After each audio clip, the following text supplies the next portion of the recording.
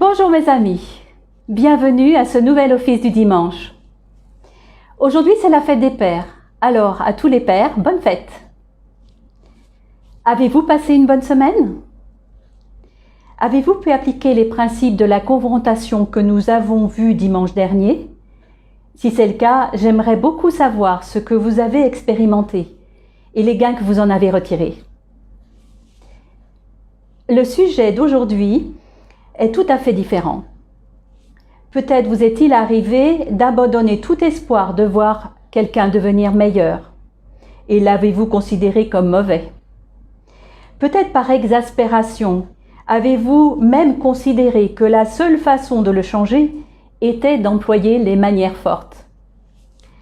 Le sermon de ce jour vous donnera des données stables sur la façon de rendre une personne meilleure, de lui faire atteindre des sommets.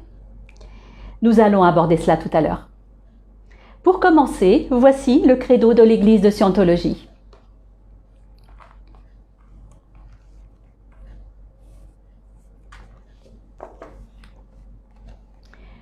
Nous, membres de l'Église, croyons que tous les hommes, quelle que soit leur race, couleur ou croyance, ont été créés avec des droits égaux.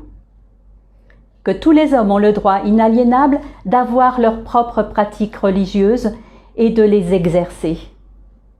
Que tous les hommes ont le droit inaliénable de vivre leur propre vie. Que tous les hommes ont le droit inaliénable à leur santé mentale. Que tous les hommes ont le droit inaliénable d'avoir leur propre défense. Que tous les hommes ont le droit inaliénable de concevoir, choisir, assister ou soutenir leur propre organisation, église et gouvernement. Que tous les hommes ont le droit inaliénable de penser librement, de parler librement, d'écrire librement leurs propres opinions et de se prononcer, d'écrire et de s'élever contre les opinions des autres. Que tous les hommes ont le droit inaliénable de créer leur propre espèce. Que les âmes des hommes ont les droits des hommes. Que l'étude du mental et la guérison des maladies d'origine mentale ne devraient pas être séparées de la religion, ni tolérées dans les domaines non religieux.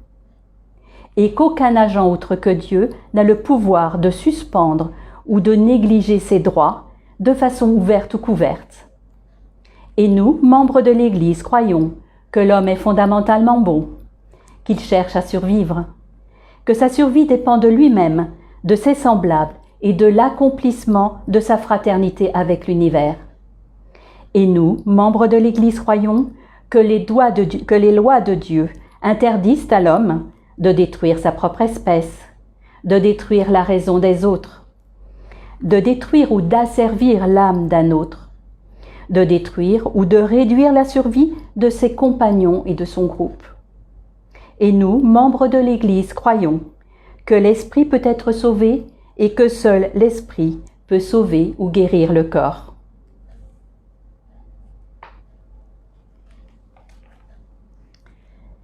Je vais vous lire maintenant l'intégrité personnelle de Ron Hubbard.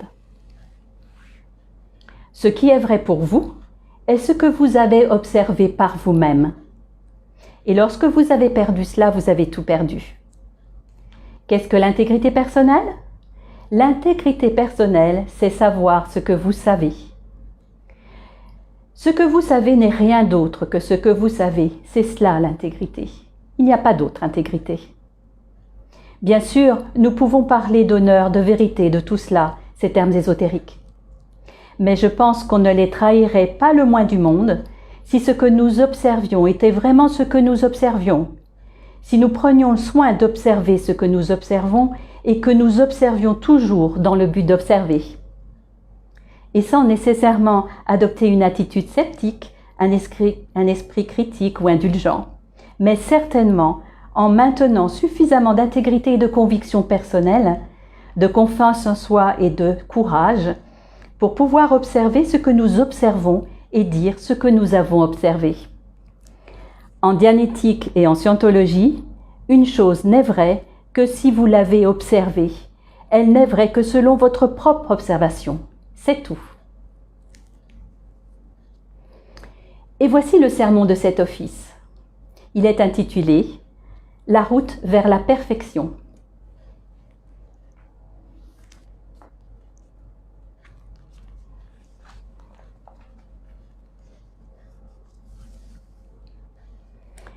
Si vous voulez changer l'homme, vous devez le changer en mieux. Si d'aucuns avaient jamais vraiment essayé de changer l'homme en mieux, ils y seraient probablement arrivés. Mais ils tentaient toujours d'opprimer l'individu en faveur de la société. Et certains types sont en train d'opprimer la société en faveur de l'individu. Chaque fois que quelqu'un a essayé d'effectuer un changement chez un individu, c'est comme s'il en avait rabaissé une partie pour en élever une autre, et cela maintenait une sorte de statu quo.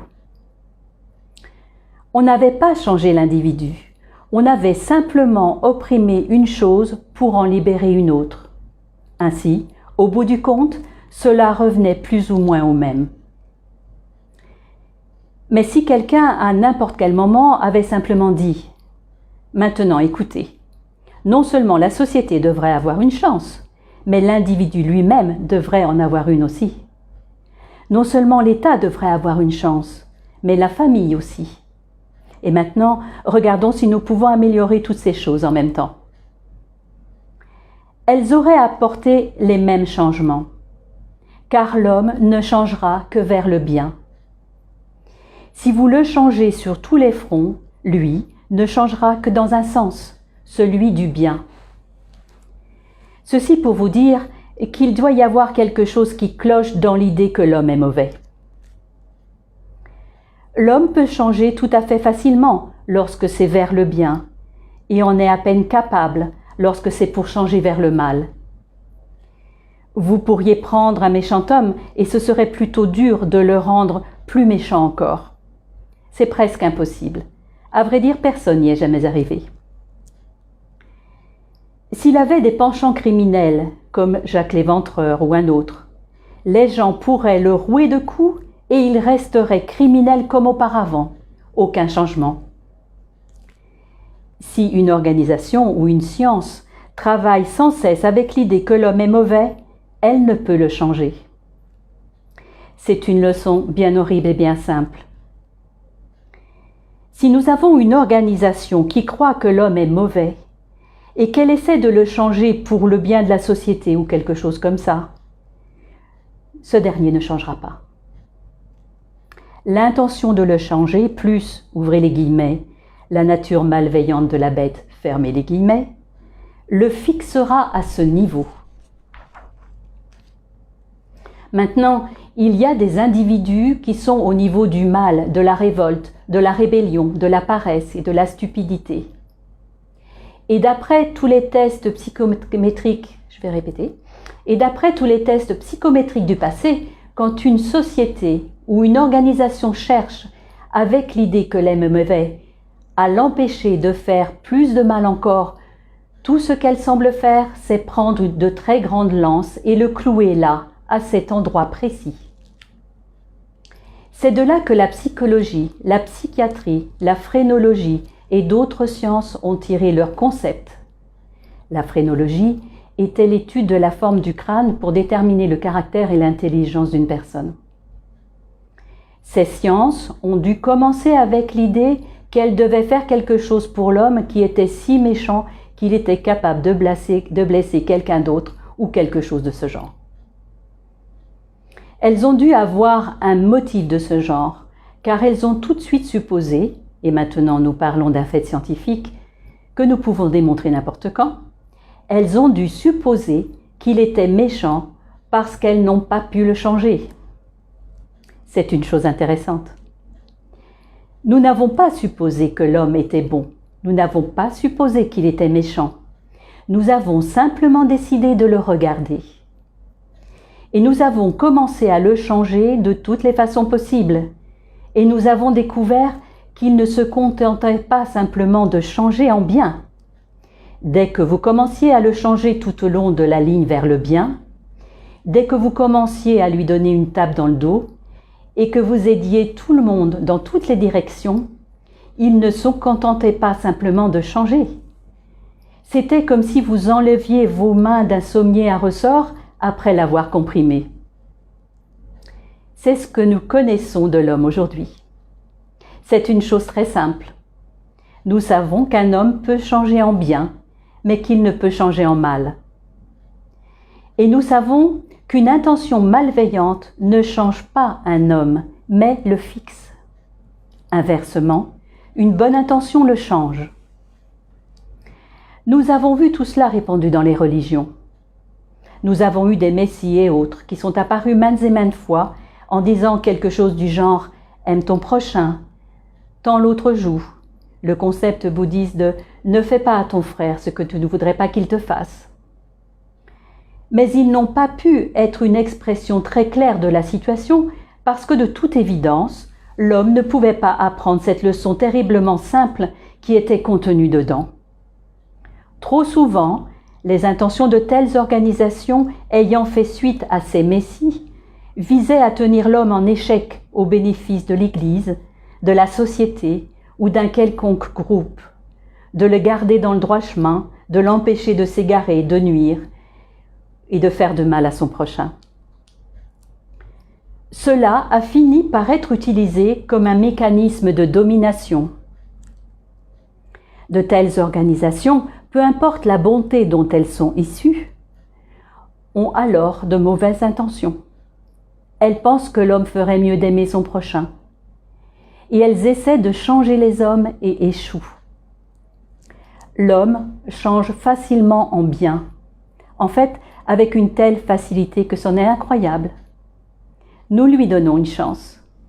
Nous savons que si nous savons que si nous l'aidons, eh bien, son entourage, sa famille, ses amis, etc.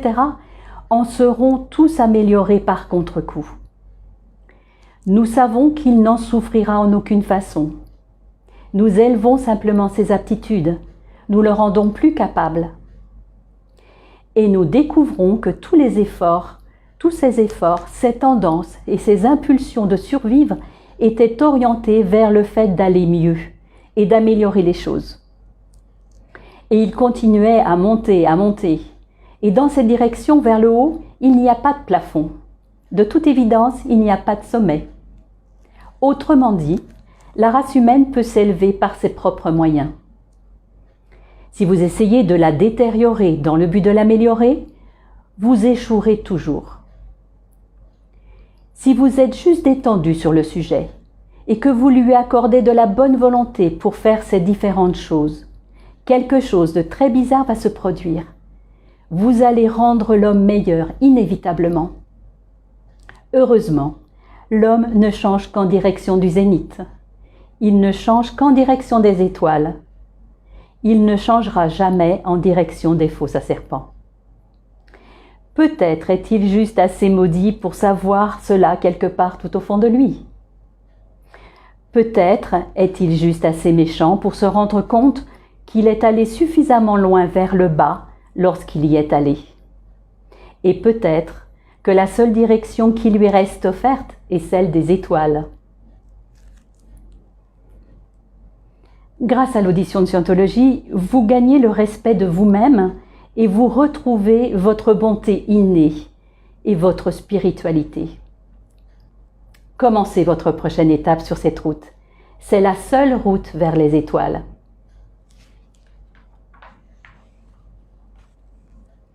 Et bien voilà, vous avez maintenant une donnée stable pour vous-même atteindre la perfection. Avez-vous saisi l'état d'esprit souhaitable pour amener quelqu'un vers le haut? J'espère que vos interactions familiales et professionnelles s'en trouveront apaisées et améliorées.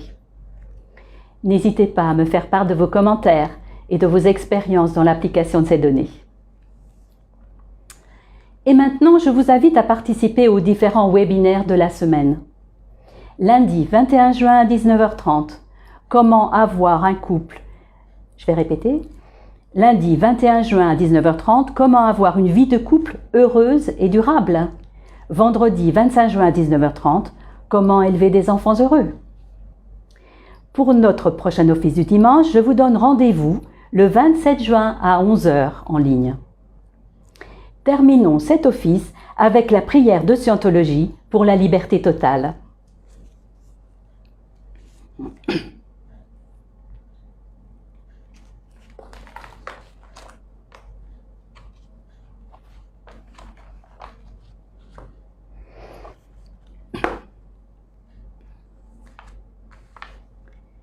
Puisse l'auteur de l'univers donner à chaque homme la possibilité de parvenir à la compréhension de sa nature spirituelle. Puisse notre conscience et notre compréhension de la vie s'agrandir, afin que tous puissions découvrir l'auteur de l'univers. Et puissent d'autres aussi atteindre cette compréhension qui mène à la liberté totale. En ce moment, nous pensons à ceux dont la liberté est menacée, à ceux qui ont souffert d'emprisonnement à cause de leurs croyances, à ceux qui ont été asservis ou martyrisés, et à tous ceux qui se font brutaliser, piéger ou attaquer. Nous prions pour que les droits de l'homme soient préservés, pour que les peuples puissent croire et pratiquer leur foi librement, afin qu'à nouveau la liberté règne dans notre pays. Libérés de la guerre et de la pauvreté et du besoin, libres d'être, libres de faire et libres d'avoir, libres d'utiliser et de comprendre le potentiel de l'homme, un potentiel d'origine et de nature divine, et libres de parvenir à cette compréhension et cette conscience qu'est la liberté totale. Dieu fasse qu'il en soit ainsi. Passez une excellente semaine